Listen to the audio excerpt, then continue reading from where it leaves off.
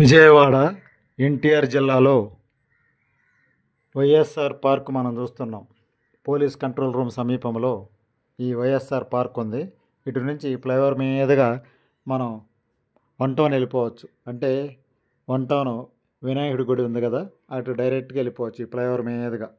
ఇటు నుంచి కుడివైపుగా కాళేశ్వరం మార్కెట్ చూడవచ్చు, ఎడమవైపుగా రైల్వే బ్రిడ్జి చూడవచ్చు అన్నమాట. విజయవాడ సిటీ మనం చూస్తున్నాం.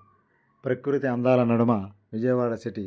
స్వచ్ఛ భారత్, స్వచ్ఛ విజయవాడ ఈ విజయవాడ కార్పొరేషన్లో బాగా పాటిస్తున్నారనే చెప్పాలి. ఎటు చూసినా చెట్లు కనిపిస్తూ ఉంటాయి. చుట్టూ మనం కొండలు కూడా చూడవచ్చు.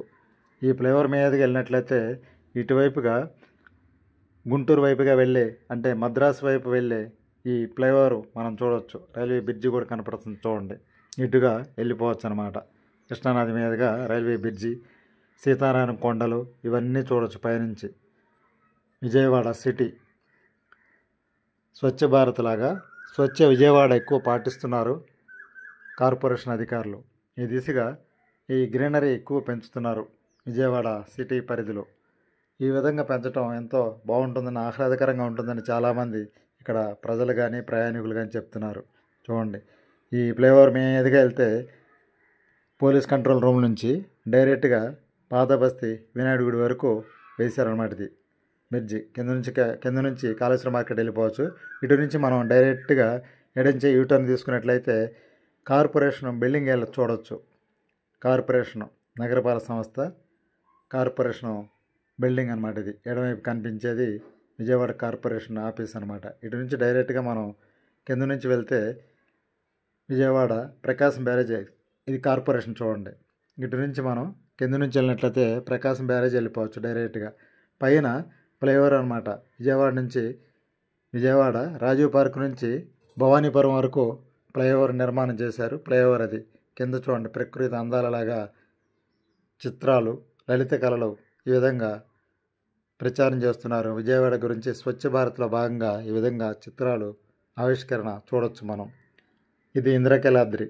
ఇటు నుంచి డైరెక్ట్గా మనం ఎడంచే వెళ్ళినట్లయితే కృష్ణానది చూడండి.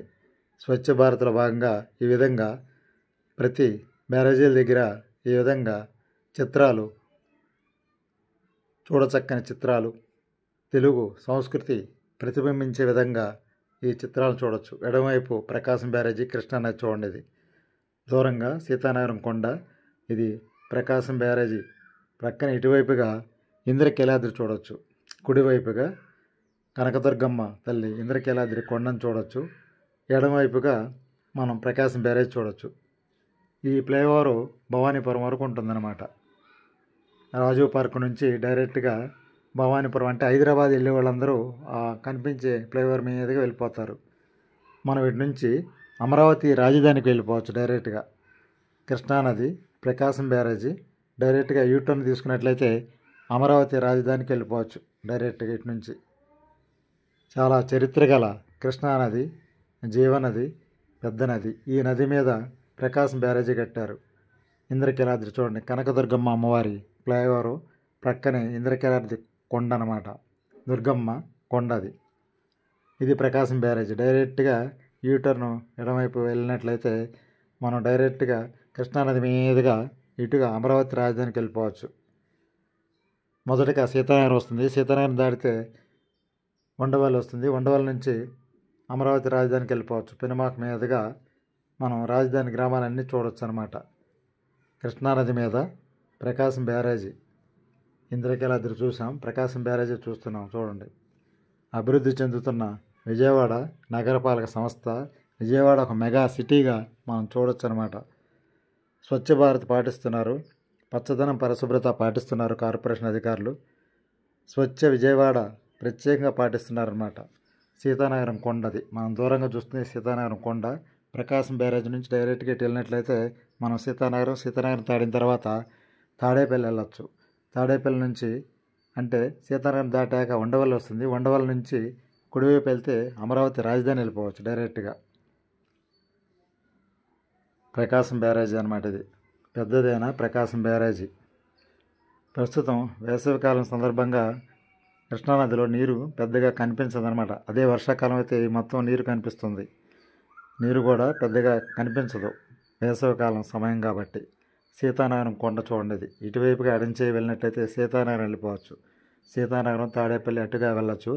కుడివైపుగా ఉండవల్లి చూడొచ్చు మనం. ఉండవల్లి కరకట్ట వైపుగా వెళ్ళచ్చు కుడివైపుగా. ప్రస్తుతం ప్రకాశం బ్యారేజ్ నుంచి మనం సీతానగరం నుంచి తాడేపల్లి వైపుగా చూస్తున్నాం. చూడండి, పెద్దదైన ప్రకాశం బ్యారేజీ ఎంతో ఆహ్లాదకరంగా ఉంటుందన్నమాట. సాయంత్రం వేళ ఈ ప్రకాశం బ్యారేజీ వైపు చాలామంది యువకులు వాకింగ్ కోసమని వస్తూ ఉంటారు. ప్రకృతి అందాల నడుమ విజయవాడ నగరపాలక సంస్థ విజయవాడ సిటీని మనం చూస్తున్నాం. చూడండి, స్వచ్ఛమైన గాలి ఈ ప్రాంతంలో మనం పీల్చవచ్చు అన్నమాట. ప్రకృతి నడుమ విజయవాడ నగరపాలక సంస్థ ప్రకాశం బ్యారేజీ మనం చూస్తున్నాం. ఎంతో చరిత్ర గల ప్రకాశం బ్యారేజీ ఇది. విజయవాడ సిటీ శివారు ప్రాంతం. ఇక్కడ నుంచి మనకి గుంటూరు జిల్లా ప్రారంభమవుతుందన్నమాట. ఈ సీతానగరం నుంచి గుంటూరు జిల్లా అనమాట. ఇక్కడ నుంచి మంగళగిరి అసెంబ్లీ నియోజకవర్గం చూడవచ్చు మనం.